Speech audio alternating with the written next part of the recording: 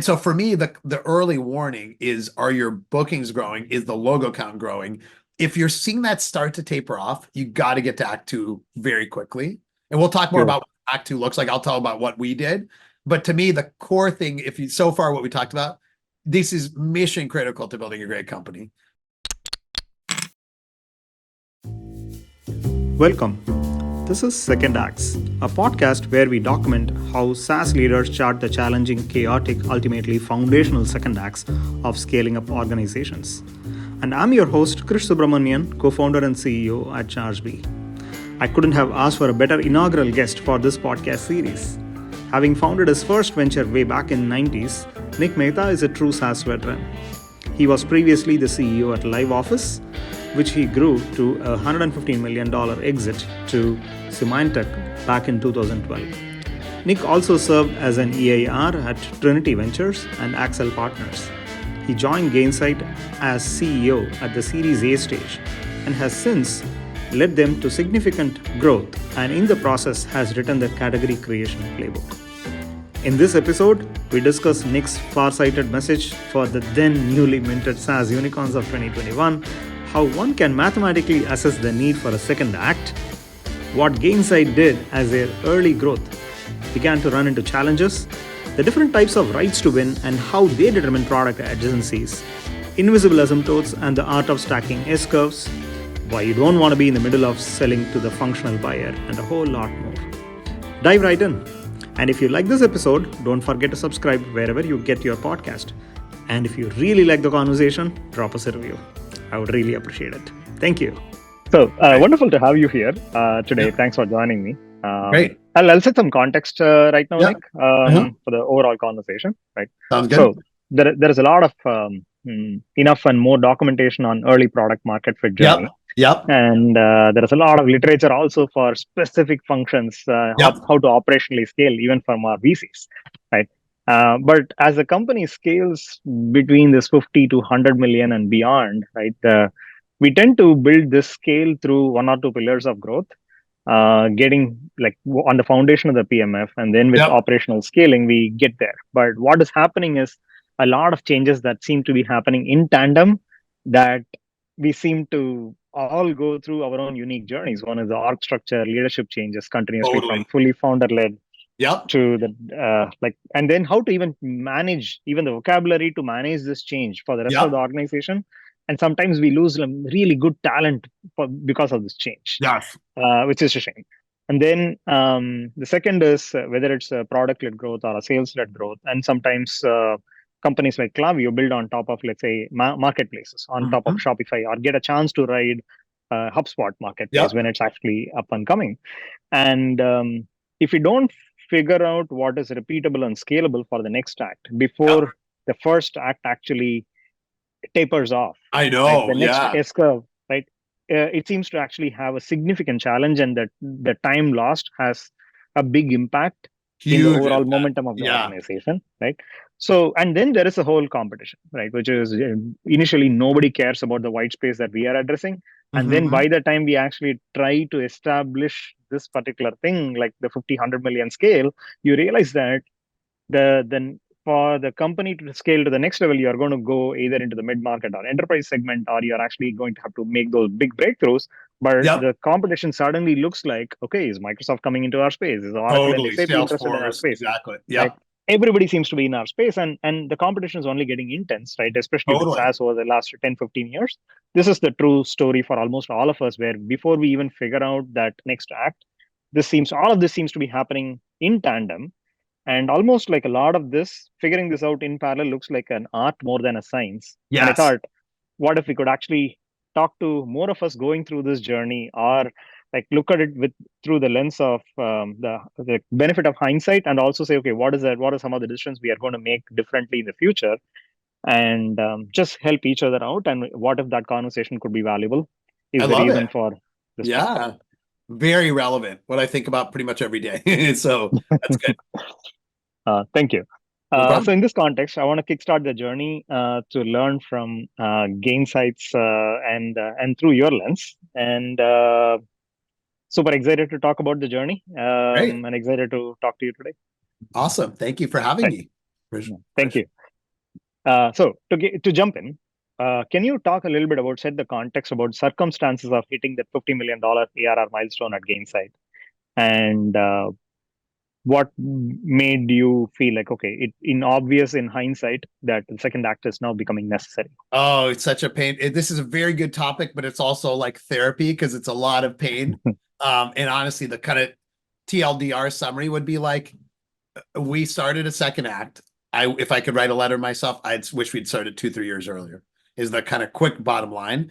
And Story of our life. What's that? Yeah, story for life. Exactly.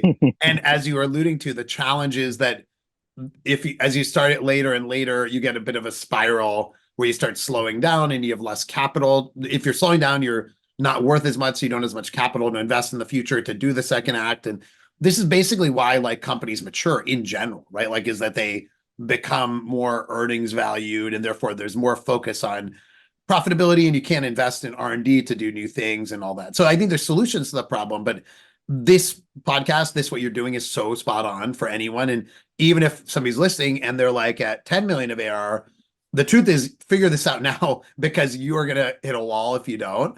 And I think I wrote a whole post about this and it was basically this. I wrote this post like 2-3 years ago, so it's quite a long time ago. But it was about how like a lot of these unicorn companies at the time, it was 2021, so companies were so hot.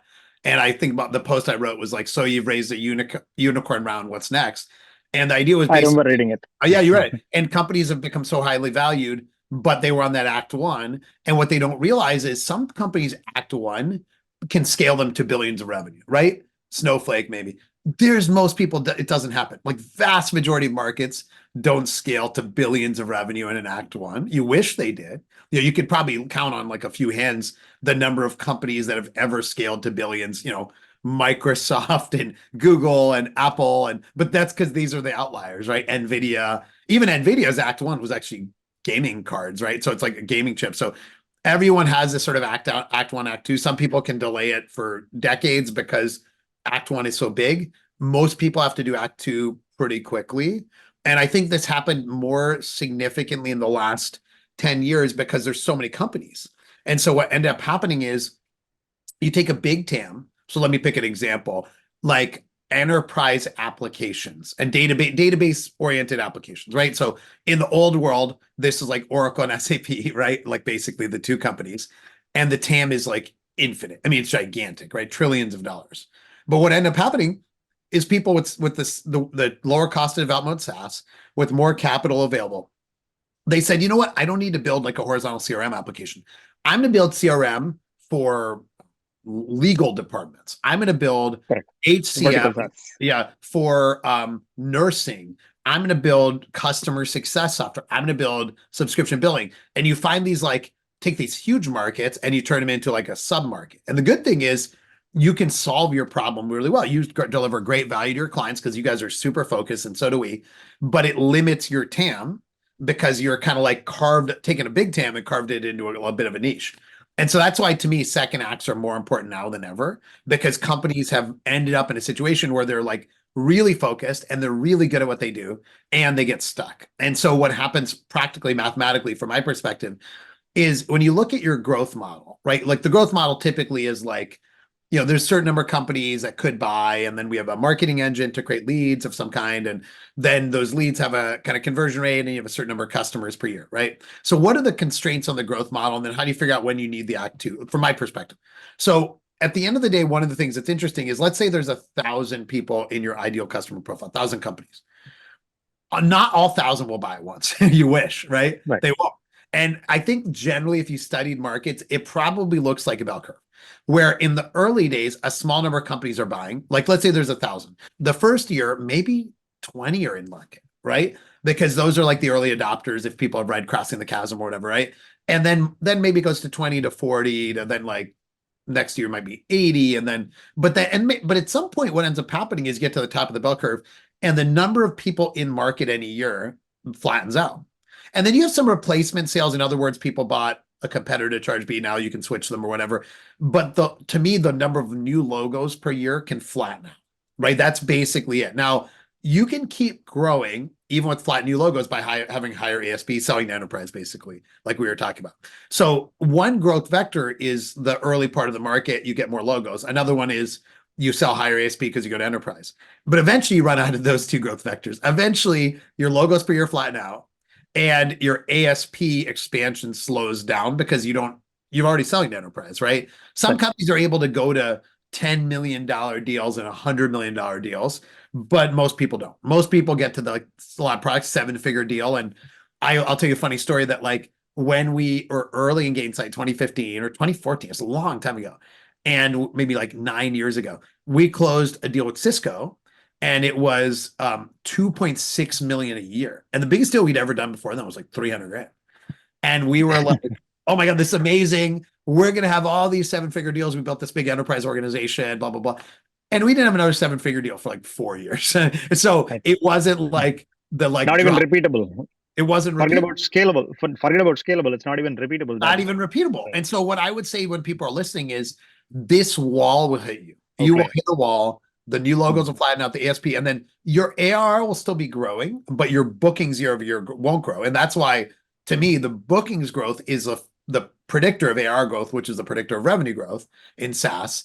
And if you're not careful and you don't watch that bookings growth and drive it, you're going to hit a wall. Some markets don't hit a wall quickly. Like, for example, Salesforce kept going for a long time because the CRM market was so big. However, even Salesforce, the reason Salesforce is worth a couple $100 billion, not 20 or 50, is Service Cloud, right? They said Act 1 is Sales Cloud, Act 2 is Service Cloud, then Act 3 was like Marketing Cloud and some other things. Some of them worked, some of them didn't.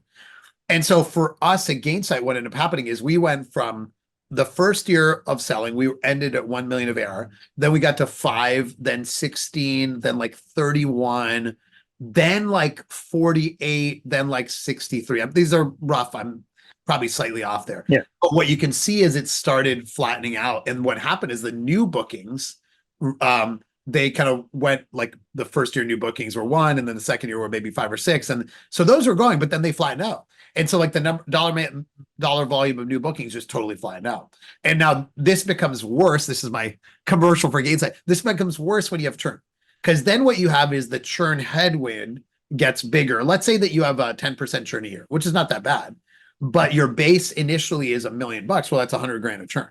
And then your base is 10 million. Well, it's $1 million of churn. Your base 100 million. That's 10 million of churn. Yeah.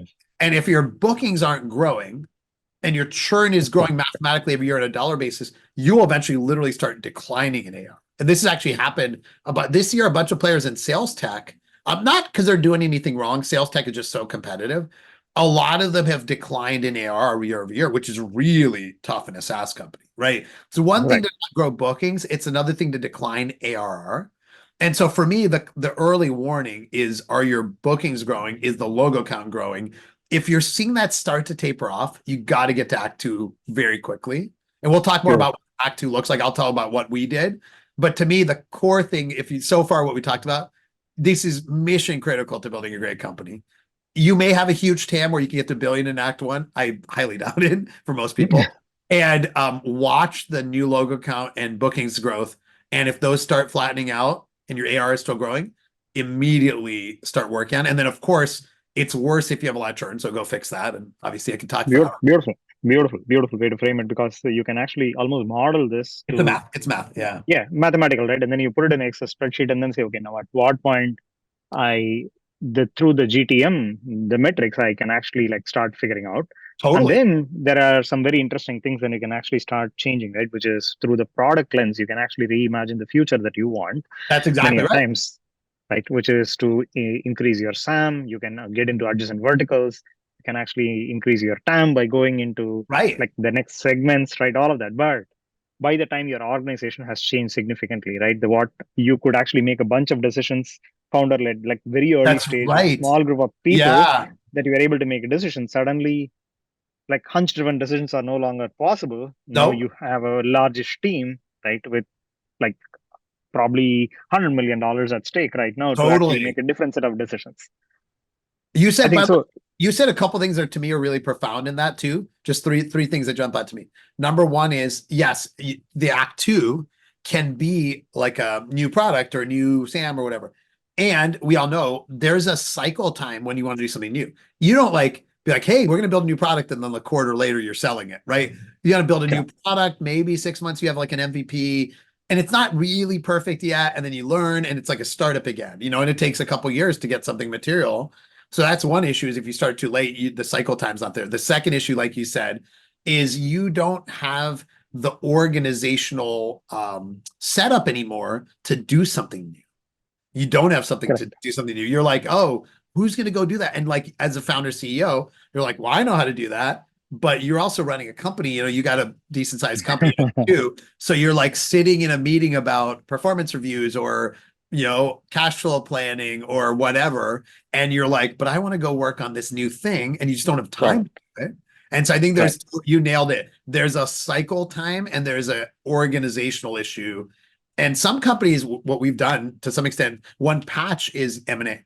So M&A, you cut the cycle time because this other company has figured out the cycle time, and you cut the this other entrepreneur has figured out the market, and you buy it. And that can work great. Like, it's worked great for us. But if you want to do an organic act two, you got to start early, big time. Right. And even the success rate of M&As, right? I think it's not high. I think even Cisco is only 2/3. I think 60%. Totally. Which is really good. 2/3 is great. If you get there, that's awesome. Most people are like 1/3 or 1/4. The biggest challenge is when your value is actually declining, then the price that you actually pay to do that becomes harder, right? So which is correct. Yeah. The formula of actually so. I think the one thing that is probably would love to hear your perspective on this, right? Yep. We call this partner buy build. Yeah. Right. Or you can fix the buy or build, right? You can change the sequence. But it's a very interesting one. That we did 3 acquisitions in the last 2.5 years. 2 years back, we actually made those 3 acquisitions. But it was always, all 3 of them were through the lens of partnerships and found common customers that were finding value. Then we said, okay, now that gives us high conviction to actually move forward. And then that led to conversations. It is I'm trying to reflect at what point we started some of these conversations. But initially, the year prior to that, 2 years even before that, I actually surfaced one of the companies that we acquired. It was a similar conversation. We had the conversation, and at that time, the board members, rightly so, told me, focus on your company, right? Organic growth is best right now. I know you are not set up for acquisitions, and discourage me. And in many ways, I felt like it was the right decision at that time, because we did not even have the maturity to even absorb that company. And then even if we made went from that $1 million of that company to making it 3 million, it won't move the needle. But us doubling for the next 2 years actually had a huge impact in our scale. Right. So timing it is very hard. Timing is hard. Yeah. Right. So there are some companies, when we look outside, right, there are some very interesting companies. Let's say, take the example of somebody like a Miro, which is actually Miro. Yeah, exactly. That's a good one. There are a lot of individual users who are scaling PLG driven. Totally. At a phenomenal scale, right? Or a Zapier, which is also very similar in terms of phenomenal scale through individual users. I'm always fascinated by the product innovation is driven by individual users in a very different way compared to, let's say, a top-down buying process for a lot of products like us, where it's either a departmental purchase or a CFO, CEO needs to sign off, which is very different. But I also feel there is a certain advantage in actually learning to sell top-down early on, because you build a certain muscle in terms of packaging the solution, and your value proposition in top-down selling evolves faster, sooner. And it also allows for an act 2 more easily, because I think either you, like you were saying, either you have a really nice PLG motion and Miro can add in video sharing, all this stuff. They keep adding new stuff and they subsume other horizontal markets, right? And of course, the other markets are trying to subsume them. So Zoom adds whiteboarding or whatever. But that's one way, if you have a bottoms up PLG motion. And then the other way is you have really good top down, because then you go to the economic buyer. So today we bought 3 companies over the last few years, similar to you. One was very much a tech. It's funny, very similar. A tech purchase for one of them, but the other 2 were 10 million of ARR each. And one is product analytics and engagement, you drop in your app. One is a customer community, basically get your customers talk to each other, drive adoption, advocacy. And the third one's a customer training product to build an academy to train your customers. And Beautiful adjacencies. yeah, perfect adjacencies. They sell to similar buyers and all that. And what we found or finding, I guess, is, because we have these things and they all kind of integrate together, some more than others, and we're going to integrate them tightly over time.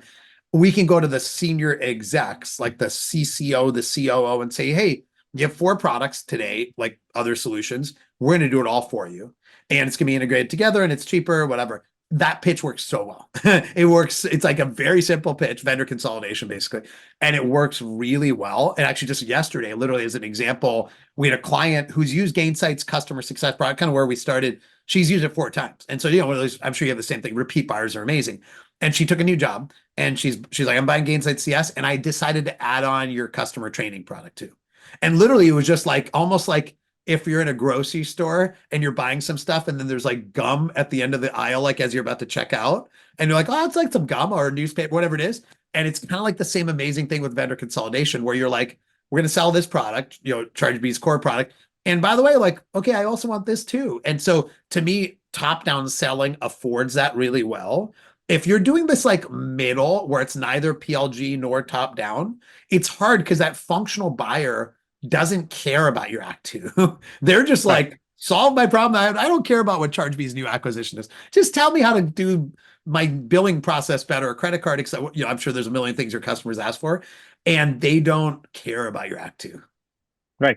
And somewhere I remember reading about this right to win Right to through win. the lens Yeah. of your right to the data or right to the workflows. Yes. That determines whether, like, which adjacencies make sense. Like, how Totally. did you make the decision around that when it comes to how to think about adjacencies? Because it almost feels like, see, as a founder and especially product person, many a times a lot of people tend to think, okay, I can actually build any of these adjacencies. That's And then right. you tend to, like, it's like picking the right problem to solve in the early stage. Like, as you mentioned at the beginning, like some companies can infinitely scale because they pick the right mountain to climb, right? Correct. Either through serendipity or like timing of the market, which is actually very hard to predict, but the mountain is actually continuing to grow. And then you Yes. just started climbing that mountain and then you can keep scaling that. Snowflake. And then some of Exactly. us end Yeah. up, right? And that's fantastic. But there is also the opportunity to now be more judicious in actually picking the adjacencies. Can you That's talk about your lens and framework in terms of Oh how my you think? gosh, it's so yeah. Like I said, this is like therapy because I wish I knew all the answers. But I'll tell you what we've learned and more mistakes than anything else. Adjacencies and right to win are critical, and they inform, I think, the like ease of entering new markets. And where you have a high right to win, it's easier, and you have a lower right to win, it's harder. Obviously, now what does right to win mean? I think to your point, one right to win is actually very simple, which is a buyer right to win. So you have typically an executive buyer. So you have an executive buyer. They like you a lot for certain product A. They buy product BCD from other vendors. So in our case, customer success, chief customer officer, whatever you call it, they buy our customer success platform to run their customer success team, but they also have like a training initiative and they also have a community. Great. Right to win. High. These people come to our conference. They're in our database. They like us. They work with us. We got great NPS. Go sell them these new products. And they love it. They're like, I can buy it all from Gainsight. By contrast, we're in a fourth area, which is this product analytics engagement, where that sells to the CPO or product leader, right? We have a lower right to win there historically because there's companies focused totally on that. Like, it's a great company called Pendo. You guys might use them, or WalkMe. There's all these companies, Amplitude, that just focus on CPO. And so we struggled for quite a while because we're like, hey, over here, we're like the center of the world. And over here, they're like, who's Gainsight? And they're not like, who's Gainsight, but they're like, why are you guys in this market? I want to buy from the leader, best of breed. Now, where we started cracking the code is when you can have some of those other product adjacencies. So there's Easy to integrate. Integration. Yeah. So there's the buyer adjacency, which is what we talked about. But then there's like, is there a data or workflow adjacency? So in our case, what's interesting is that, to give you 2 examples, on a data adjacency, well, when you want to track like product usage in your product, like where people click and all that, one of the biggest reasons you do that is to drive retention and adoption. Like that's the other one is you want to make the product better, right? But one big use case for retention adoption. And so all of the product analytics data from what we call Gainsight Product Experience PX flows automatically into Gainsight CS, our core product, so that our CSMs, other people can see customer usage, drive campaigns based on that, things like that. And so there's sort of a data sharing aspect to it. So that's one example. And then you think about a different one, which is workflow. Okay, so in our community product, right? This is kind of a forum, people post things and, how do I do X and charge B or whatever, right? In that product, one of the things that happens is somebody posts something and a CSM needs to see it because it maybe act on it. Because gosh, they might be like, hey, it probably doesn't happen for you guys, but I'm upset at charge because of X, Y, and Z, right? Like it won't do that. And the CSM should see that. And so we have a automatic routing now where the posts will get pushed into Beautiful. Gainsight CS, and then the CSM sees it and they can act on it. And so I actually hadn't heard that idea of data and workflow adjacency, but when I hear you talk about it, it's a no-brainer. So there's the economic buyer adjacency, there's the data, there's workflow, probably some other things too, but you have to have some right to win. You can't just be like, oh, I've got this new great product. I'm going to go look at what the competitors do. I'm going to do similar things. Because even if you do similar things, you don't have a right to win. And we've seen this in our space too. Like, we have like a million competitors who are all respect a ton and they're smart people. And there's like big companies that try to buy into our space. And over the years, like none of them got, we're like 200 million of AR and like the next biggest player is like 20, 30 million of AR. It's not because they're not smart. It's not because they don't have good products. They just never got that right to win. They never got like in customer success software. It's many people are like, well, the thing you buy is Gainsight. And I'm not saying that like with hubris. Frankly, there's a lot of good solutions out there. We need to be always innovating for our customers, but there's something that happens in your core business where you have a right to win and you don't even realize it. And then you go to this new area and you're like, wait, why aren't they just buying from us? It's like, well, you don't have a right to win there.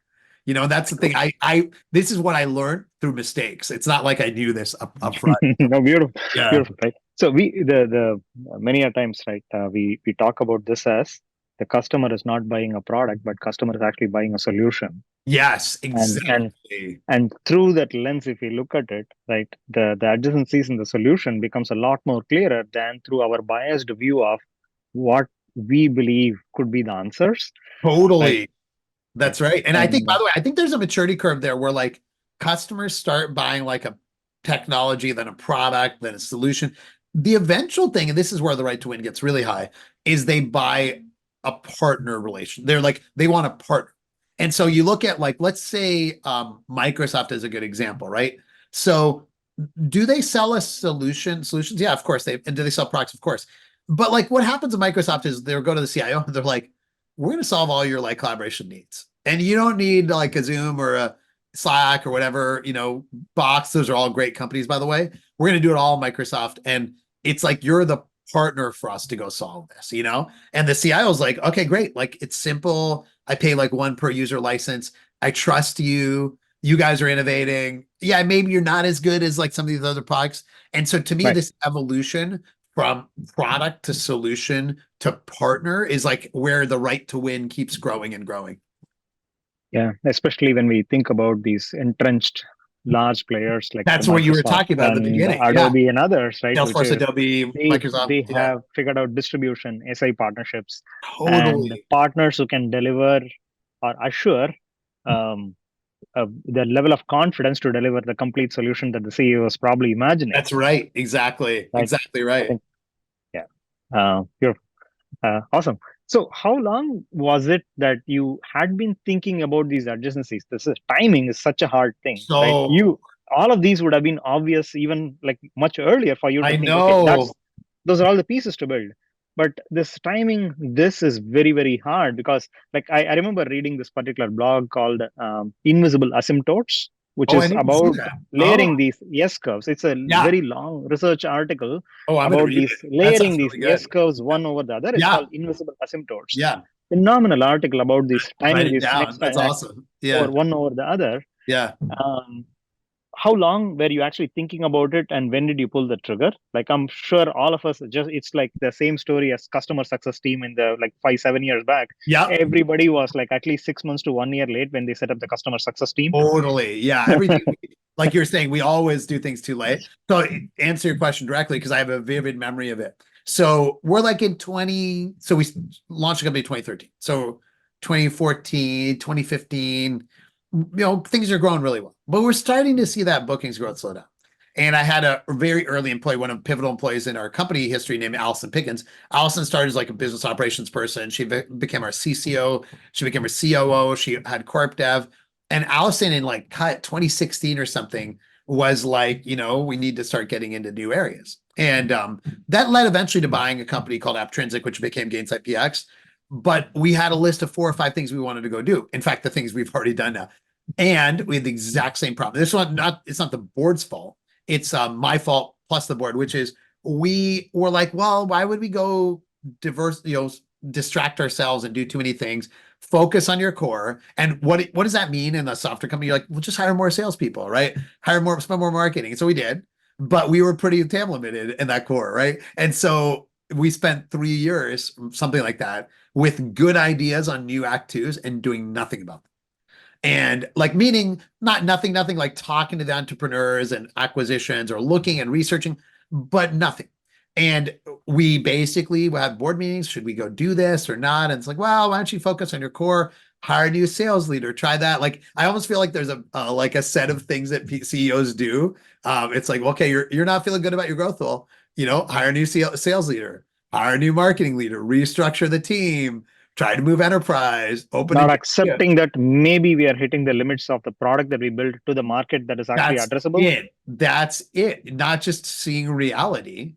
And what's interesting is we did a deal with Vista Private Equity at the end of December 2020, and it was a great deal for all of us and our investors. But then it created a forcing function for Act Two. And it turns out that these private equity folks are really into this Act Two through M&A. And so it's funny, we went from doing nothing to then like a year later doing one acquisition, a year later doing another. We're going to probably do another. And it's like, probably hopefully get to the point where we do 2 a year. And you kind of layer on using your asymptote analogy. If these things asymptote, you keep layering on more curves. And here's an interesting story too, like picking somebody that we all think is like an invulnerable company, Atlassian, right? Like one of the best companies in the history of software. And I saw a presentation from Jay Simons, who was the president, longtime, amazing guy. He's presenting a conference, and it was this like small, intimate event. And he showed the like new logo bookings for Jira. And it was interesting because it asymptoted out. And you're like, how's that possible? Because Atlassian's grown consistently fast for a long time. But he's like, well, layer on Confluence, layer on Trello, layer on, I'm sure there's like 15 products now, Bitbucket, whatever. And these curves layering is what growth comes from, right? And each curve is starting at a different point. So some are asymptoting, some are in the early curve, and you keep a portfolio of curves, you have a good right to win, hopefully. Like their right to win is a little different, which is like, well, they're the trusted technology for developers. Their products integrate together. They're very PLG oriented, low friction sales model, right? And so I think people that layer on those curves do really well. Salesforce obviously layered on Service Cloud onto that, Marketing Cloud onto that. Salesforce also learned how even they may not always have right to win. So Slack is a good example where they don't have right to win. Like in other words, Slack is not a business application system. It's a collaboration tool. Who has the right to win there? Microsoft. Like far and away, Microsoft's the right to win. And Salesforce, Slack's an amazing product we use every day, but it hasn't grown much outside of tech because everyone else uses Microsoft. Salesforce, though, figured out Service Cloud. Well, yeah, if you're using Sales Cloud, Service Cloud, the right to win is very high. Data alignment in terms of your customers, workflow alignment, escalations. Marketing Cloud had a good right to win because marketing and sales fit together, and workflow and leads. And so I think you can learn so much from looking at these big companies. None of them get to where they are without Act Twos. All of them have to learn even then what the right to win is for each business. So absolutely. And as you mentioned about the P's, I think the one more topic I want to touch upon before we wrap up is the part related to the systems and process that they seem to be very, very good at. yes. Right. Do you have any thoughts on like what are some learnings with respect to like wish I had done this slightly earlier? Totally. Yeah. I think so there's some that I think are straightforward, some I'm still struggling with. So I think the straightforward ones are like having a good, like you were saying, a good partner program ecosystem so you can scout out things to go by. That's critical. Now, what does that look like? It could be a app exchange kind of thing in your application. It could also be a conference. Like we have Pulse, this conference we do every year, and we have sponsors. It's great. It was like which sponsor booths have the most people at them, go talk to them. And that's how these last couple acquisitions have come together is they sponsor Pulse and get joint customers and all that. So to me, this ecosystem is critical for scouting the next acquisition if that's what you're doing. A second process is deep customer research. advisory board surveys. So we're constantly like, what are you buying? What do you use besides Gainsight? And by the way, it's not just formal, like every customer call, tell me what else you're using. What should we be looking at buying? Right. Literally, I ask them pretty directly. And so I think those customer relationships, really understanding what they want from you, what's next, not just like what feature can we do next? I think the right question to ask is not what feature can we improve in Gainsight? Don't ask, I mean, you should ask that question, but that's not interesting. What problem do you have in your business that we're not even touching? Like, what's the problem you have that Gainsight doesn't even touch today? And in that case, it could have been, well, I really have a hard time getting my customers to be more enabled themselves. Oh, great. Let's do a customer education product, right? So there's this having the ecosystem and like scouting technologies. There's the customer research. And I think what I learned from private equity is then there's the deal, like what is a good deal and not. And that's a whole separate podcast, which I'm definitely not an expert, but learning, which is the math is actually pretty straightforward. It's pretty interesting. You can model it. You're like, okay, we pay X for an asset. Ideally, you're paying a multiple lower than your company's multiple. You can finance some of that debt with debt if you're profitable, and if they're profitable, you pay the debt off, and then you end up with the thing where you grow it, you sell to your base, maybe some new logos, and it generates a ton of shareholder value. You can pay $70 million for a company and 50, 70 million, and it could end up in 2, 3, 400 million of shareholder value 2-3 years later. Right. And so getting good at the math, the customer research, and the kind of ecosystem, those are the three that we've tried to do. The last one, though, that's the hardest in the next podcast, if you ever want to do one, is the operating model. This is where it's so hard. I would say I spent like half of today thinking about it. Are we a multi-product company? Do we have separate sales teams? Do we have separate demand gen? Is there one message or messages? There's buyers. This is like. And do you want to sell this independently, or do you want to sell this as like one package? And every CEO I've talked to, all the way up to bigger companies, they're like, I never figured this out. So it's very depressing. The other stuff, I think they figured out. These are the ones that are like, I don't know. One year we have a separate sales team. The next year we have it integrated. Then we go back to separated. So future discussion. Beautiful. Thank you. Thank you so much for taking the time. Oh, Krish, this is awesome. I really enjoyed it. It's very timely. I think it's cool doing this for the community. So nice to see you. Thank you so much. Right. I really appreciate your time, Nick. Right. Thank you so much. And would love to continue the conversation on like very specific topics in the future. Yeah, absolutely. Love to do that. All right. Thanks, Krish. Have a good day. Right. Thanks so much. Right. Have a great day. Thank you.